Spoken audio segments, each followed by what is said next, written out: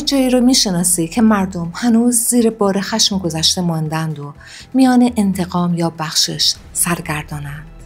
جایی که انتقام با عشقی آمیخته با نفرت تنها سایه‌ای از عذاب وجدان را به جا می‌گذارد. به چیستاکست خوش آمدید. درود بر شما همراهان همیشگی. امروز وارد دنیای تراژدی می‌شویم که از عمیق‌ترین لایه‌های روان انسان سرچشمه می‌گیرد. داستانی از انتقام، گناه موروثی، چرخه‌ای از خشونت که نسل‌های بعد از خود را درگیر کرده است. اورستس پسر کلمنسترا و آگاممنون پادشاه منیسه بود. آگاممنون برای جلب رضایت خدایان و پیروزی در جنگ تروا یکی از دخترانش را به نام افیژینا قربانی کرد و کاساندرا شاه دخت و پیشگوی تروایی را به کنیزی گرفت. اما کلمنسترا همسر آگاممنون در غیاب همسرش با آگوستوس رابطه داشت. همراه با او آگاممنون و کاساندرا را کشت تا انتقام خون دخترش را بگیرد.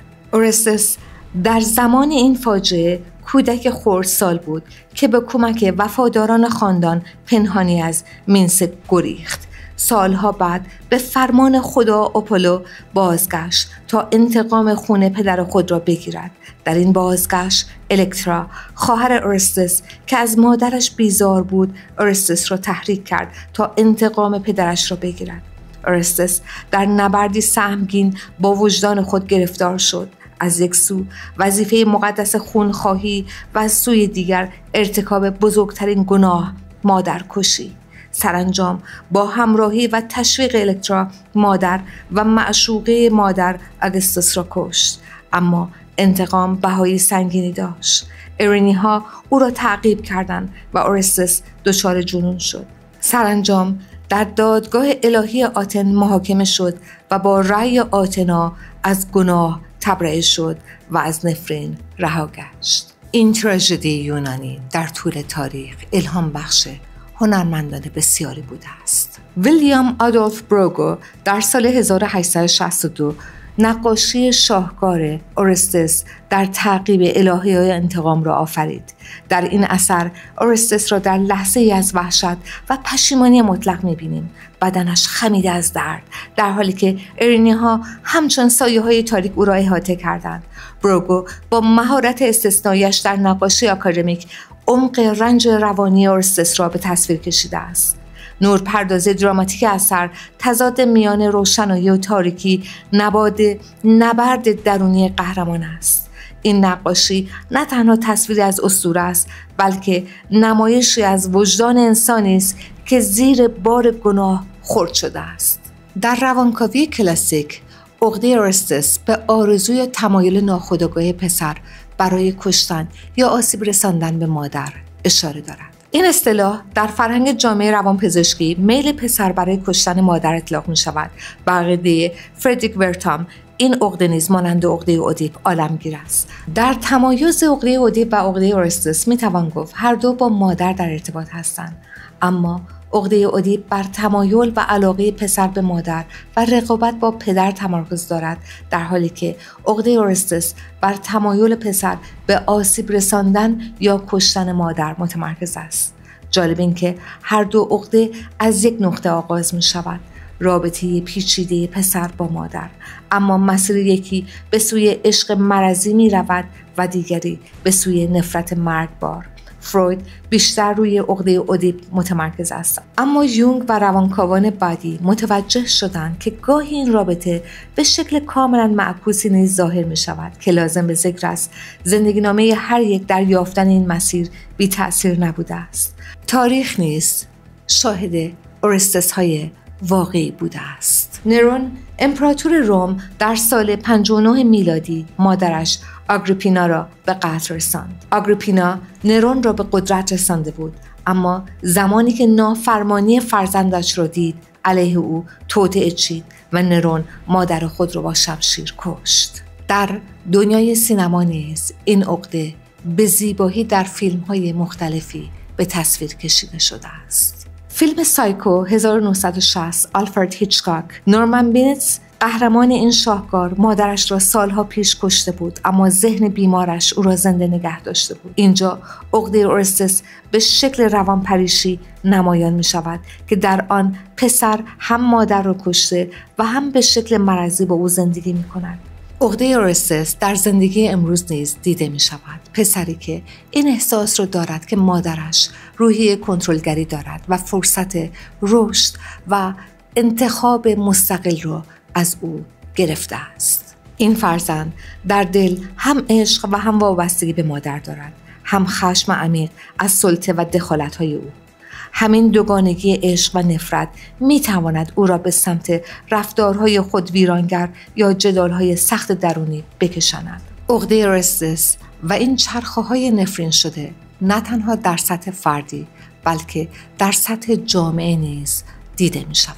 در این نگاه وطن یا سرزمین همچون مادر است که ما از آن زاده شدیم، پرورده شدیم و هویتمان را از آن گرفتیم. وقتی نسل یا گروهی آگاهانه یا ناخودآگاه به تخریب محیط زیست، میراث فرهنگی یا ساختار اجتماعی وطن خود می‌پردازند، خواه به خاطر منافع شخصی، سیاسی یا اقتصادی، میتوان آن را نوعی مادرکشی نمادین دانست. در این استعاره وطن مادر است، نسل یا گروه آسیب زننده فرزند، عمل تخریب یا خیانت به وطن مادرکشی نمادین. این وضعیت هم مانند داستان اورستس اغلب با حس گناه جمعی، خشم متقابل و چرخه انتقام یا بی‌اعتمادی تاریخی همراه می شود و در سطح اجتماعی به بحران هویت و گسست فرهنگی می انجامد. سیاست‌های انتقام جویانه، تبعیض‌های تراژدی موروثی و جنگ‌های قبیله‌ای نسل‌ها همگی تجلیاتی از همین عقده اورستس اجتماعی هستند و پیامد آن افزایش خودکشی در سطح جامعه است. در چنین مواقعی تنها با پذیرش مسئولیت اجتماعی و بازآفرینی پیوند آگاهانه بین فرزند و وطن میتوان این چرخه نفرین شده را شکست و راهی تازه به سوی آینده گشود. اما این چرخه انتقام و رهایی توسط ژان پل سارتر در نمایشنامه مگس‌ها تفسیری وجودگرایی از اورستس ارائه داده است. در این اثر در واقع اورستس سارتر با کشتن مادر و معشوقش نه تنها عملی انتقام جویانه انجام می دهد بلکه عمل آزادی خود را اعلام می کند. سارتر معتقد است انسان محکوم به آزادی است. اورستر با پذیرش مسئولیت اعمالش و رد کردن پشیمانی خود را از بند سنت‌ها و انتظارات اجتماعی رها می کند. سارتر نام نمایشنامه خود را مگس‌ها انتخاب کرد، چرا که ایرونی‌ها مدام آزار و اذیت را برای اورستر به همراه دارند و به شکل مگس ظاهر می شوند که نمادی از عذاب وجدان است. در پایان نمایشنامه مگس‌ها او را ترک می کنند، زیرا به فردی واقعا آزاد تأثیری ندارند. اما عقده اورستس یا عقده مادرکشی در ادبیات فارسی نیز رد پای عمیقی دارد. ایرج میرزا در یکی از هولناکترین صحنه‌های شعر فارسی عاشقی را به تصویر می‌کشد. اگر اورستس اساطیر یونان به انگیزه انتقام و عدالت مادرش را کشت، قهرمان این شعر ایرج میرزا تنها برای اثبات عشقی کورکورانه مادرش را می‌کشد. معشوق گفت اگر واقعا عاشق من هستی، قلب مادرت را برای من بیاور و به دست من بده. مرد در جنون کور رفت و مادر را افکند به خاک، سینه بدرید و دل آورد به چنگ و قلب مادر را برای معشوقه میبرد. در مسیر بردن این قلب برای معشوقه به زمین میافتد و پایش زخمی میشود و اوج تلخی این شعر اینجاست. دید که از آن دل آغشته به خون، آید آهسته برون این آهنگ. آه دست پسرم یافت خراش، آخ پای پسرم خورد به سنگ. و این گونه عقده اورستس در شعر ایرج میرزا زنده می شود. گویی این عقده از یونان باستان تا ایران امروز در دل ادبیات می تپد. اورستس نه تنها در ادبیات، هنر، روانشناسی بلکه در نجوم هم جای دارد. سیارک اورستس 13475 در سال 1973 کشف شد. در مداری پر تلاطم حرکت می کند. اورستس نام یک سیارک تورنجان مشتری است که مدار خود را با مشتری به دور خورشید می گذراند. این سیارک سرگردان تنها یک سنگ نیست، تصویری است از روان انسان میان گناه و رستگاری در پیچ و تاب زندگی. حالا برایم بگو، آیا تا کنون شده بین دو انتخاب سخت گیر کرده باشی؟ جایی که هر مسیر رو بری یک بخشی از وجودت رو از دست میدی و نمیدونی کدوم رو انتخاب کنی؟ در کامنت ها از تجربه‌ات برایم بنویس و اگر کسی رو میشناسی به این مسئله علاقه دارد این ویدیو رو برایش بفرست.